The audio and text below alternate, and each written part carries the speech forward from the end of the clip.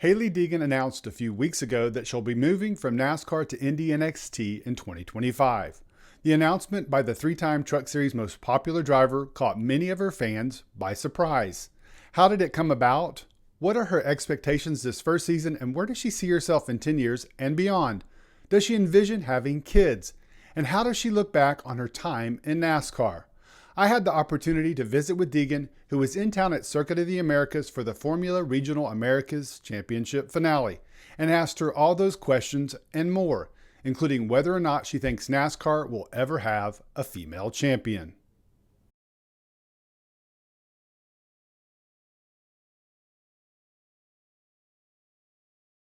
You started this NASCAR journey in 2018. The last 4 years you have been in the top 3 national series in trucks and Xfinity. Looking back on it, what do you think? I mean, on the NASCAR side, obviously the NASCAR world is very tough. Like, it's stacked field, like great drivers, great equipment. Like, the truck series is definitely stacked. Like, there's 20 capable trucks of winning, great teams, great equipment. And so it's definitely tough on that side to like learn and develop, especially with no practice. Like, that's something that I struggled with a lot. In the K&N stuff, we got so much practice, and so like you'd have test days that were like 4 to 6 hours and just a bunch of seat time. And for me, like, I feel like I really struggled with knowing the limits of the truck or Xfinity car, whatever it was, like knowing that limits, because I never had a chance in practice to kind of find them. Because like you mess up in practice, like you screw yourself for the whole weekend. So I never wanted to put myself in that position, which I think hurt me a lot. So What did you learn about yourself in 4 years of NASCAR? I mean, for myself, I think there was a lot of things that like I need to improve on, but also like I knew, like I was like, man, how can I get seat time to do that? Because like racing a late model wasn't going to teach me that, like how to run the fence at Homestead. So like like those are things that like it's really hard to find stuff to translate. But like for me, like I utilized like the Ford sim and stuff like that, which got me as close as possible to like the real thing, but still like is pretty far away from it, just because it's not real, like you're on a simulator. So having that, I wouldn't say fear factor with it, but like where your mistakes actually have consequences type of deal. So that was definitely tough. But for me, I feel like I learned a lot about the NASCAR world. Like I've been in so many different forms of racing, and like that's what I love, is being able to try different things and be in different cars, racing IMSA. And I think throughout that time, my relationship with Ford, the chance that I had to go run the IMSA races at Daytona and those ones, like I really learned a lot, I think, about myself road course racing and just how much I enjoyed it and loved it. Because like I grew up go-karting, but not like a whole lot. Like I wasn't like the go-kart kid like that went to all the big races. So I did it a lot and practiced a lot, but like I think I found what I learned about myself is how much I love the road course side of things. What is your career highlight in NASCAR? My highlight? I mean, I go through, it's pretty funny, we were going through, like, there's this one video on YouTube, it's like some crash compilation of mine, like, it's like whatever, but like, for me, I was watching that, and there's so many good moments of mine where I was in the top 10, like, running really strong, end up in a wreck, like, it's stuff like that. And so, like, I think going back and looking at that and seeing, like, man, I had some really good moments. Yeah, people might not see it because of the end result, like, or don't watch the race, or it's not on TV, whatever it is, like, there were so many highlight moments that I had when I was running in the top 10, ranked 7th, like finished 4th in a stage, like stuff like that never got sought out towards the end. So like that's something for me that like I look back on, I'm like, man, I did have some good moments, like I really did, but it just didn't get that end result. What is your career low light? Lowlights, I mean, I could name off a bunch of different ones, but racing has a lot of highs and lows, like no matter what. And on the NASCAR side, it's not like finishing second or third is praised like in other forms of racing how it is. And so like realistically, the only person that's not like at a low moment is like the winner. So like there's so many other people. It's stacked fields, massive fields, like so many cars on track. You got an average 38 cars in Xfinity, stuff like that's like there's a lot of people that are having bad days, and like you're gonna have more bad days than good. And even the ones that do win and are successful, like they have bad days too. So it's not like no one really goes there and just dominates everything. In early July, you parted ways with AM Racing. Can you describe how it happened, and did you see it coming? Obviously, we weren't having great success on the Xfinity side, but for me, like, I think looking at what was next was really important. I think what my next step was, like, obviously I wanted to be super successful, and so I really just focused on what was next for me. The 17 races in your Xfinity rookie season, your average finishing position was 26.82. Since you left, including Joey Logano's 8th and 9th place results, the number 15 AM racing car has had an average finishing position of 26.71. Without Logano's 3 races, it's 29. What do you think when you hear that? I mean, for me, like I was doing everything I could. Like I'm trying, working hard, and things don't work out. Like it's so hard.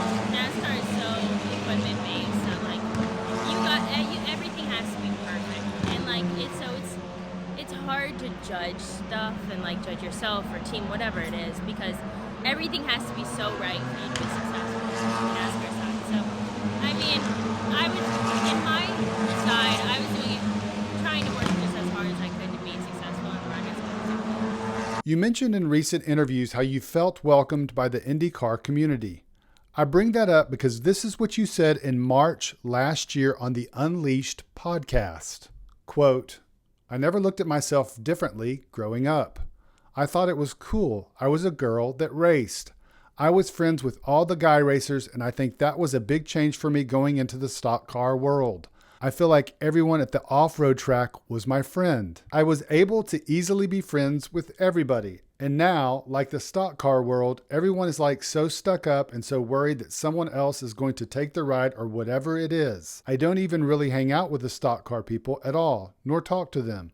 I just do my own thing. It's very different." Based on those comments, and I'm guessing it continued into this year, it always felt like you were an outsider. Is that accurate?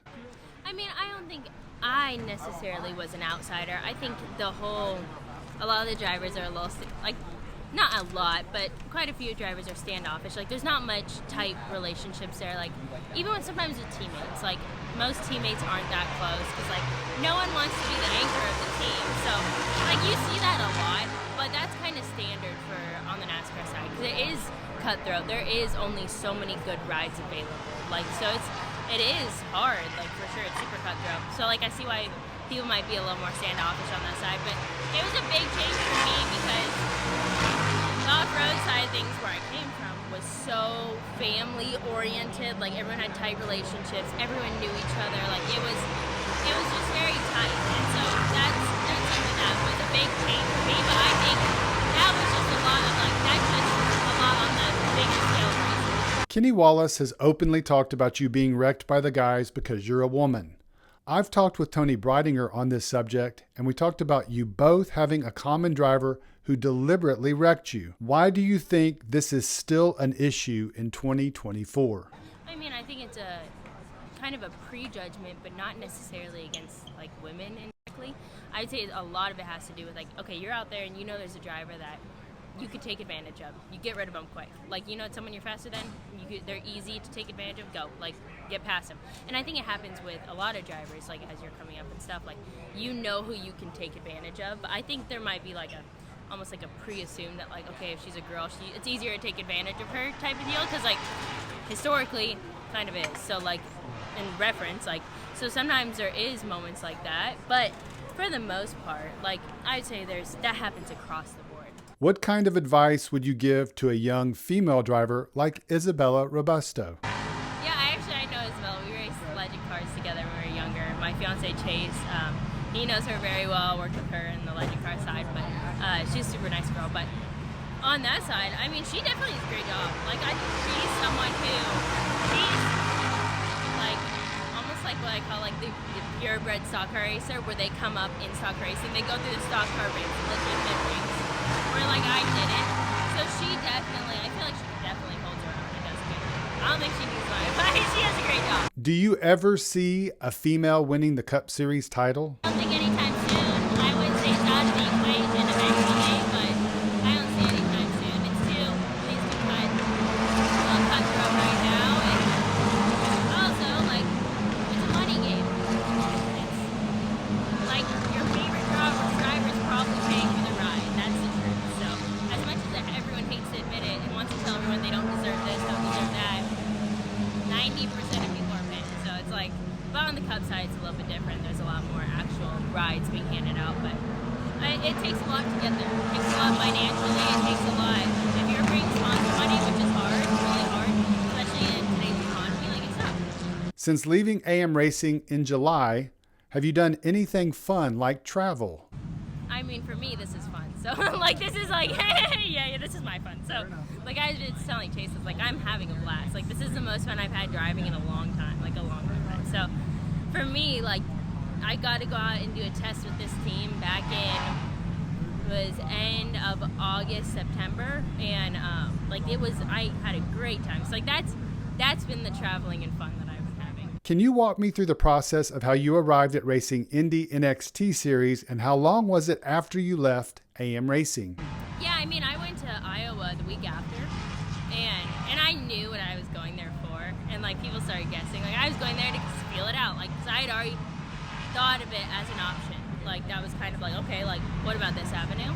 So like, I went there with a purpose. I wasn't just there to hang out. Like, I had to sell it that I was. Like, I was there searching around, talking to people, just kind of feeling it out. I've never gone to many IndyCar races. I haven't had time to. Like, the NASCAR schedule keeps me so busy that I've never had really time to go hang out with people.